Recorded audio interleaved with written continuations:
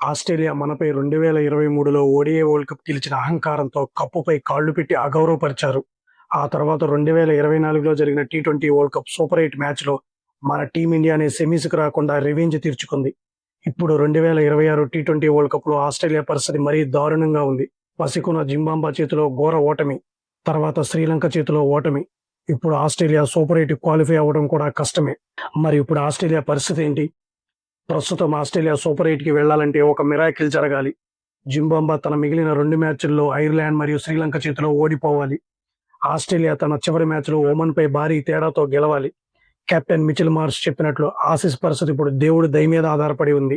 ఇప్పుడు నిన్న జరిగిన ఆస్ట్రేలియా మరియు శ్రీలంక మ్యాచ్ గురించి పూర్తి రివ్యూ చూద్దాం. 2026 టీ20 వరల్డ్ కప్ సూపర్ 8 రేస్‌లో ఒక భారీ ట్విస్ట్ చోటు చేసుకుంది. పల్లేకల వేదికగా జరిగిన మ్యాచ్‌లో శ్రీలంక ఆస్ట్రేలియాను మట్టి కరిపించి సూపర్ 8కి క్వాలిఫై అయింది. మరోపక్క ఆస్ట్రేలియా టోర్నీ నుంచి నిష్క్రమించే ప్రమాదంలో పడింది.